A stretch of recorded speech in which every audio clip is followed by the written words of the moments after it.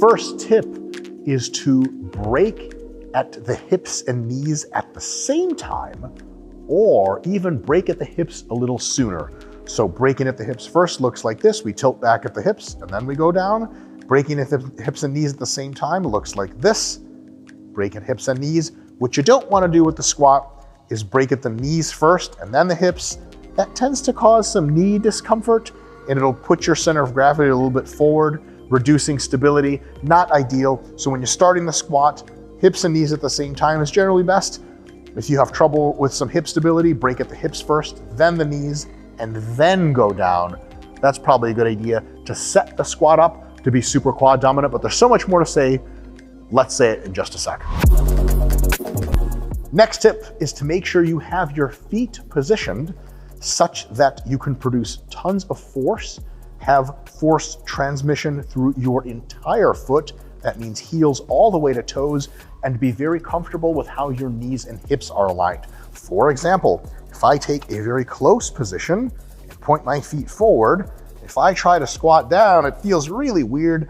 I'm binding up all in myself. It feels strange. I can't produce a lot of force. I can't hit good depth. I can't get the quads to be loaded under a stretch. No bueno. At the same time, if I take a super wide stance, point my toes way the fuck out, I feel mostly my adductors and glutes being trained, not a ton with my quads. Something in between is usually good, and here's the part where you practice for yourself. So for me, slightly around shoulder width stance, toes pointed for my build pretty far out, but like 45-degree angle. And then when you dip back and squat deep, everything is aligned super well. You can stay nice and upright and really feel it in your quads. My knees feel great, my hips feel great, everything is perfect.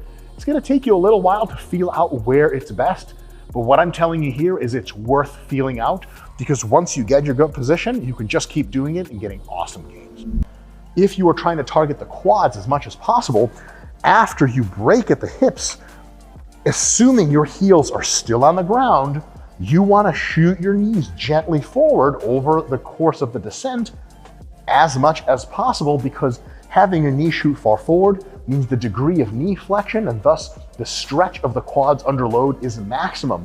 And that's how you get really good results. But the bodybuilding squat, we squat back and then down and knees go forward. Notice how far my knees are over my toes. My degree of knee flexion here is really high versus here, we're here. I'm staying nice and upright and the quads are really getting smashed, which is the whole point.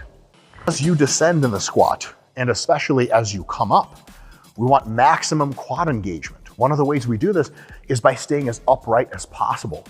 If you start to bow over and dip, a lot of the strength for the squat comes from the glutes, the adductors, and even the lower back. That's all fine and good if you want to squat a lot of weight, but it's not super ideal if we want quads to be the limiting factor.